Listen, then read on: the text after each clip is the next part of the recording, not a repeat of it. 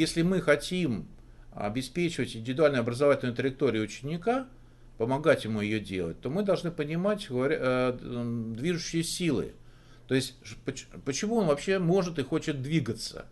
Вот как вчера была ситуация, был вопрос у одной из участниц, когда она привела пример, ученик, которого вроде пригласили сдавать экзамен, ушел с него.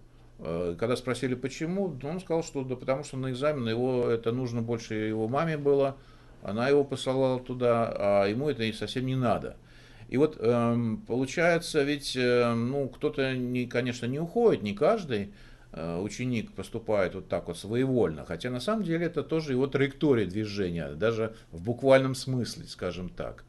И поэтому мы, если учителя, хотим учитывать, хотим, чтобы была мотивация и учет природных особенностей движений ученика, то неплохо бы понять, а где они заключены, эти источники. То есть какова природа обучения такая, чтобы вот было желание ученика осуществлять то образование, которое ему предлагается. Нужно понять, какие, вообще говоря, потребности и стремления в образовании у каждого ученика. И на какой человеческой основе строить обучение педагогу, школе.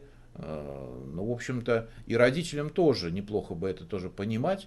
То есть источники, внутренние человеческие источники. Вот это вот нам важно разобраться, и этим мы сегодня будем заниматься. Начальным элементом, из которого мы хотим строить цели, является образ ученика. Это как раз и есть тот первичный элемент построения системы обучения. То есть какой же образ ученика нас ориентирует на деятельность, на нашу, да, на само обучение.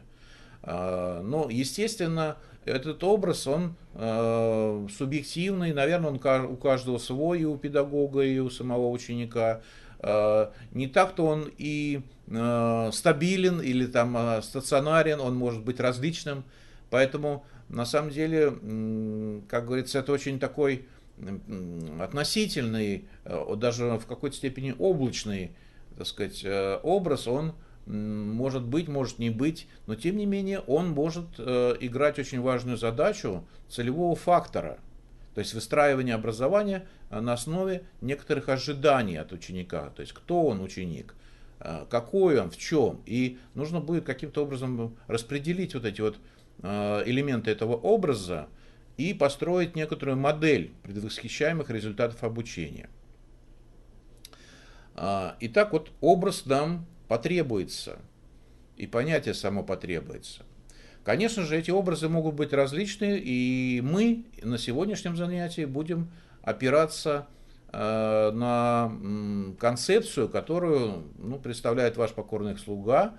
Это концепция человекосообразного образования. И вот я здесь демонстрирую слайд, на котором сформулирован ключевой принцип нашей научной школы. Это принцип человекосообразности. Он звучит, что образование есть средство выявления и реализации возможностей человека по отношению к себе и окружающему миру. И вот наша научная школа человекосообразного образования как раз этот принцип берет в основу и проектирования образования, и реализации этого образования. И по сути дела индивидуальная образовательная траектория – это одно из системы понятий, которая в данной концепции, в данной научной школе системно представлена. Поэтому мы с вами будем сегодня отыскивать вот эти вот начало человеческого обучения, опираясь на вот концепцию данной научной школы. Рассмотрим модель образования человека с данной позиции, в данной концепции.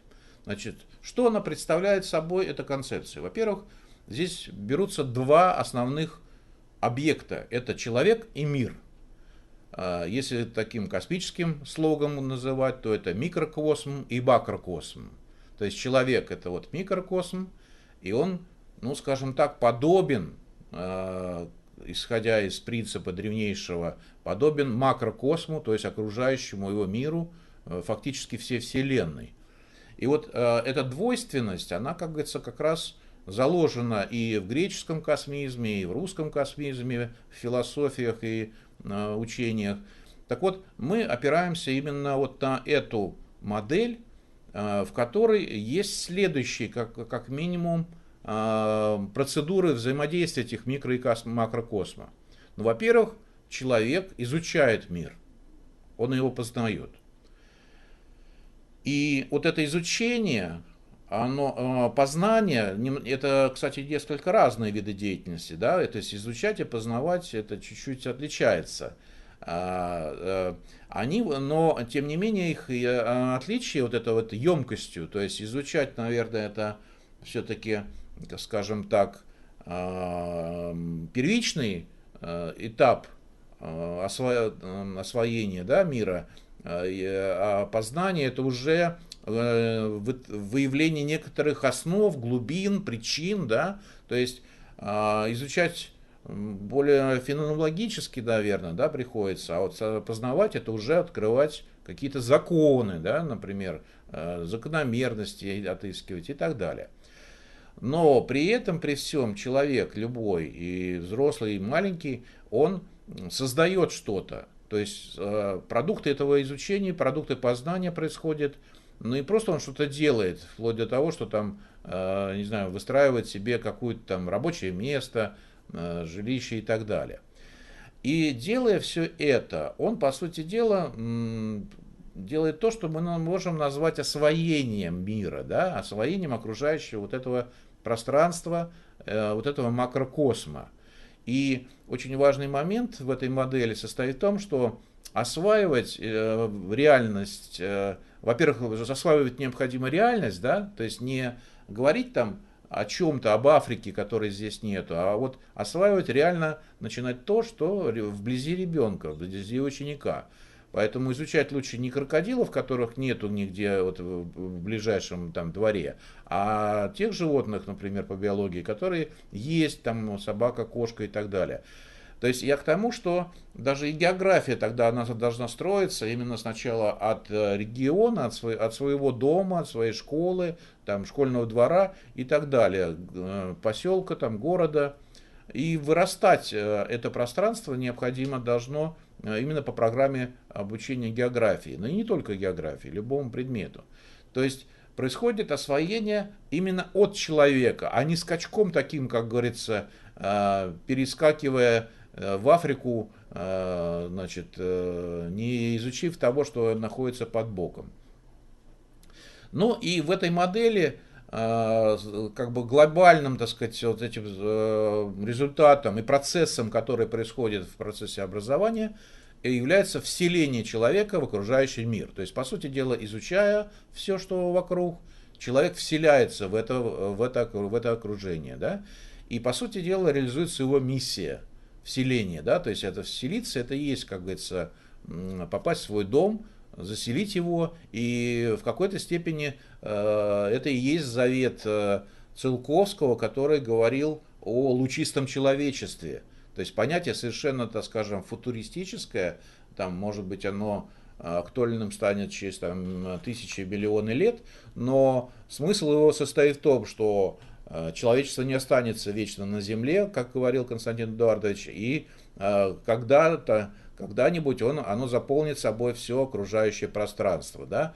Ну, наверное, сейчас это заполнение происходит робко на космических кораблях, недалеко в пределах Солнечной системы, но когда-нибудь, может быть, вот он, по крайней мере, понятие лучистого человечества, то есть энергия человека, которая, так сказать, способна будет распространяться в космосе, вселяясь вот в этот свой дом, макрокосм, в свою вселенную. То есть вот такая модель, она с одной стороны конкретная, с другой стороны глобальная, которая позволяет понять. И в ней есть еще один момент, вот эта вот стрелочка с завитушкой, с буквой R, это рефлексия. Рефлексия иногда ударение делают. Такой изучая, осваивая, вселяясь в окружающий мир, ученик еще осознает эти процессы. И вот их осознание как раз приводит к тому, что у него появляются знания. То есть вот вчера я говорил о том, что знание невозможно передать, они не могут быть просто, как говорится, как какая-то вещь передана. Информацию, да, можно передать, но знания не передаются, они должны рождаться, и поэтому рождение происходит в деятельности. Так вот, именно деятельность человека, деятельность ученика, она именно в процессе осознания ее результатов превращается или приведет к созданию знаний. Такое вот условие получения этих знаний. Они отрефлексированные должны быть.